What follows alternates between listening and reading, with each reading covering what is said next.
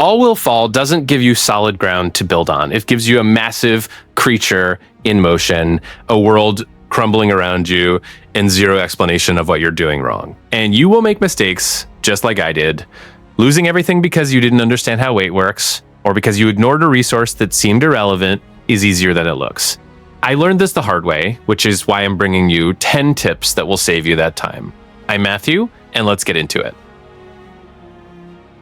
If there's one thing this game will teach you in the most painful way possible, it's that physics is unforgiving. All Will Fall treats tall structures with a realism few colony sims dare to apply. If you're still building towers without thinking about foundations, brace yourself, because a collapse is coming. The logic here works like a giant, cruel game of Jenga. The game calculates dynamic weight, center of mass, and tension at every point of your construction. This means that the beautiful tower you erected might be slowly accumulating pressure at its base without you noticing, until a structure in the middle gives way and takes everything down in a devastating domino effect. It's not a bug, it's physics working exactly as it should. The solution is simple in theory, but requires discipline in practice. Pillars and trusses are not optional for vertical builds, they are mandatory.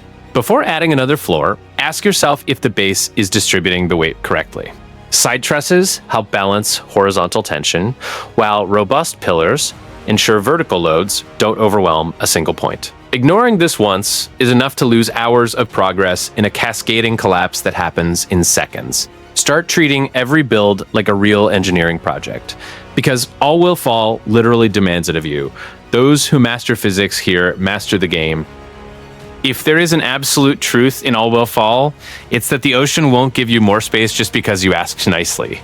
Horizontal area is what it is, and trying to fight that is losing before you even start. The game's answer to this limitation is verticality, and the sooner you embrace this idea, the more efficient your colony will become. Stacking housing on top of warehouses and workshops isn't just a creative solution, it's literally the meta. Every square meter you use on the ground for a house could be supporting a structure with 2 or 3 floors of utility. Well-executed stacking transforms a cramped, chaotic colony into a compact, functional operation, and the difference in production efficiency is striking when you start doing it right.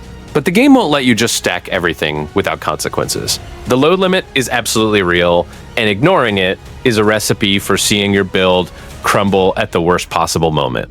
This is where the stress overlay becomes your best friend. Always activate it before adding another floor, as it shows exactly where pressure is building and where your structure is reaching its limit.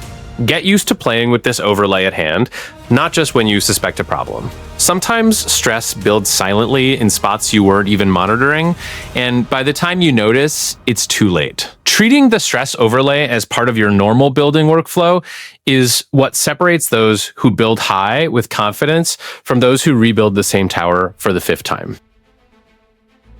All Will Fall doesn't give you a generic colony of interchangeable workers. It gives you 3 factions with their own identities, and understanding what each does best is the difference between a colony that grows with purpose and one that survives on improvisation. Workers, sailors, and engineers are not different versions of the same piece. They are 3 completely distinct tools, and using the wrong tool at the wrong time is expensive. Sailors are your window to the world. Without investing in them, your colony stays trapped in a limited radius without access to water routes and the resources that only exploration brings. Engineers, meanwhile, are the engine of your technological progress. Without them, you don't unlock cranes, you don't advance the research tree, and your infrastructure stays stuck in a primitive stage for too long. Prioritizing these 2 factions at the right stages of the match is what truly opens up the game. And then comes the more sophisticated layer of the system. You can, and sometimes should, consciously favor a faction to accumulate powerful perks. Betting on an asymmetric strategy is exactly the kind of decision that separates pro play from casual gaming. But the game exacts a price for this boldness if you go too far. Excessive imbalance breeds dissatisfaction, dissatisfaction turns into revolt, and a revolt in the middle of a critical construction is chaos materializing on your screen. The key is to constantly monitor faction mood while pushing the limits of the system. There is no magic formula that works every match. The context changes, resources change, and your strategy needs to keep up. Those who learn to read this dynamic balance and adjust course before a revolt breaks out play at a completely different level.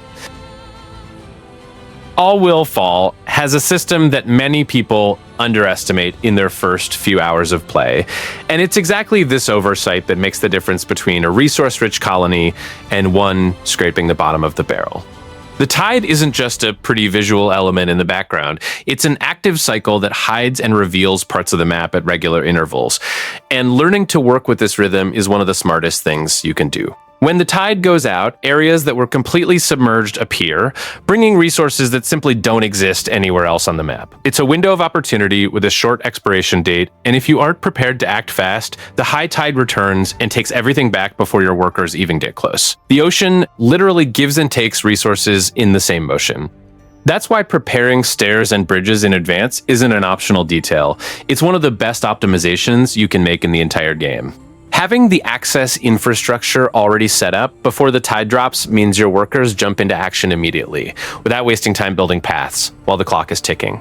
Every second counts when the window is small. Start mapping out where the low tide reveals new areas, and invest in access structures even before you need them. It seems like an unnecessary early investment until the moment you collect twice as many resources as your neighbors because you were ready when the opportunity appeared. This is the kind of planning that transforms a reactive colony into one that dictates its own pace. There's a system that seems bureaucratic at first glance, but once you understand what it actually does, completely changes how you think about your colony.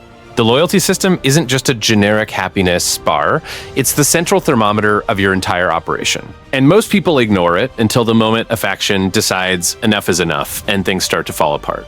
Increasing your loyalty cap through social policies is one of the most profitable investments you can make with your influence points. The higher the loyalty ceiling, the happier the factions remain in a sustained way. And happiness here isn't a cosmetic number. It translates directly into production efficiency, fewer interruptions, fewer revolts, and a colony that runs at the pace you planned instead of constantly putting out fires. What truly makes this system powerful are the permanent perks it unlocks. So workers carrying more load, sailors moving faster, engineers researching with more speed. These bonuses seem small individually, but in a colony processing hundreds of tasks simultaneously, the cumulative difference is massive. Every permanent perk you lock in via loyalty policy is a silent multiplier working in the background. And the detail that elevates this to pro play level is monitoring happiness by faction separately, not just the overall number. One dissatisfied faction, while the others are fine, is still a problem waiting to explode. Well-targeted policies for the right faction at the right time are what keep everything in balance, and those who master this layer of the game rarely have to deal with disturbances, because they simply never let it get to that point. There is a silent error that kills the efficiency of many colonies, and it doesn't appear as an error message on the screen. It appears as a feeling that your production never seems like enough, even with plenty of people working. The culprit is almost always the same: distance. When your workers spend more time walking than producing, the entire colony pays the price without you noticing immediately. The logic is simple but powerful. Every extra step a worker takes between the collection point and the warehouse is wasted time that multiplies across every cycle, every worker, for the rest of the match. Positioning rain collectors, lumber yards, and other resource buildings as close as possible to warehouses isn't just about aesthetic organization. It's a direct optimization of the processing speed for the entire production chain. The next level of this strategy is setting up faction districts with integrated production. Instead of scattering everything across the map, group workers near heavy load and deconstruction areas, sailors near docks and water routes, and engineers near research infrastructure. When each faction operates within its own compact, functional district, the workflow becomes organic and efficiency rises consistently. It's the kind of decision that doesn't have an explosive, immediate impact, but one you feel growing throughout the match. A colony with well-planned supply chains from the start produces more with fewer people, handles crises better, and scales much more easily than a colony where everything was built on the fly. Short distance between production and storage is literally gold in this game. The game has a subtle trap in the early stages that catches many people off guard. Rain collectors appear early, solve the clean water problem with relative ease, and give a false sense that the water and food resource systems are under control. But over-relying on them without building a parallel collection structure is a strategy that starts to crack as the colony grows. The game-changing point is understanding that rain collectors are great for water purification, but the primary source of food needs to come from elsewhere.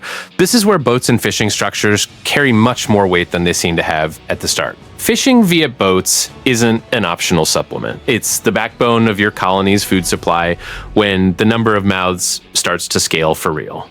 The task division that truly optimizes this system is putting your sailors to work actively on collection routes with boats, freeing up the rain collectors to focus exclusively on purification. Each faction doing what it does best is a principle that appears in several layers of this game, and here it applies very concretely. Mixing functions indiscriminately wastes the potential of both structures at once. When you clearly separate these roles, the efficiency of the entire survival chain rises noticeably. Purified water flowing steadily from collectors, while sailors ensure the food stock via fishing is a clean, predictable, and scalable operation. And in All Will Fall, predictability is a luxury you earn through planning, not luck. One of the biggest fears in any construction sim is making a wrong decision and paying dearly for it forever. All Will Fall solves this problem in a way few games have the guts to do. Deconstruction without any penalty. Everything your workers dismantle returns 100% of the resources used, and when you internalize what that actually means, your relationship with colony planning changes completely. It means that no construction decision needs to be permanent. That workshop that made sense at the start of the game but is now in the wrong place, that warehouse that became a bottleneck as the colony grew, that entire structure that lost efficiency after unlocking better technology, all of it can be dismantled and repurposed without wasting a single resource. The fear of messing up the layout simply doesn't exist in this game, and that is exactly why strategic deconstruction is one of the most powerful tools at your disposal. As the tech tree advances and new possibilities open up, redesigning parts of the city to accommodate the new stage of development isn't a setback, it's evolution. Those who treat the city as a living organism that needs to be reorganized periodically grow much faster than those stuck in an initial layout that doesn't scale. The secret is not to hesitate when you notice an area of the colony has become outdated. Ordering your workers to dismantle and rebuild with the new configuration is always the right move because the cost is zero and the gain in efficiency is immediate. In All Will Fall, the best version of your colony isn't the one you built at the beginning. It's the one you had the courage to rebuild once you learn more. There is a moment in every match where the colony starts to bump into its own limits. Nearby resources have been exploited, the population has grown, demand has increased, and the feeling that something needs to change becomes more evident. This is the moment the game pushes you toward the ocean, and ignoring that call is the slowest and most frustrating way to stall your progression. Maritime expansion isn't an optional phase of the game. It's a structural necessity. Without sending sailors on expeditions with boats, you literally cut off access to rare resources and technologies that don't appear anywhere else. The distant ruins scattered across the map hold the kind of materials and knowledge that transform a stagnant colony into an expanding powerhouse, and the only way to get there is by investing in your naval capacity. Scavenging in ruins is where expeditions show their full value. It's not just about collecting raw resources, it's about finding technologies that unlock entire possibilities your colony doesn't even know it needs yet. Every well-equipped expedition with the right sailors is an investment that returns in the form of technical progress and materials that make an immediate difference in your production. The mindset that needs to be present from early on is treating maritime expansion as a priority parallel to internal development, not as something for after the colony is ready. In All Will Fall, the colony is never ready, it's always growing, and real growth requires you to push the boundaries beyond what you already know. Those who master the ocean master the pace of the game. All Will Fall is not a game that lets you stay comfortable for long. You build, optimize, expand, and then the sky decides to remind you that you are living in a hostile world. Hell rain isn't a distant eventuality you'll deal with when you get there. It's a real threat with a deadline, and when it hits a colony built mostly of wood, the damage is fast, brutal, and often irreversible. The problem with wood is that it solves everything in the early stages with efficiency and low cost, and this creates a dangerous dependency. Building fast with wood feels like the right decision when you're managing 10 problems at once, but every wooden structure that stays standing while you fail to transition to metal is a vulnerability waiting to be exploited by the next storm. And the game won't give you a generous warning before it starts destroying everything. Heavy storms don't just damage structures. They raise the water level and create combined pressure that can wipe out years of progress in a sequence of events you can't stop halfway through. Metal isn't just more resistant, it's the only real answer to this level of destruction. Prioritizing the transition to metal structures in the colony's foundations as early as possible is literally the difference between surviving hell rain and starting from scratch. The right mindset is to treat metal as a safety goal, not a luxury upgrade for when you have extra resources. Every time you look at a critical wooden structure in your colony and think, I'll swap that later, remember that hell rain doesn't wait for your later. Those who prepare before the storm arrives sleep soundly. Those who wait rebuild.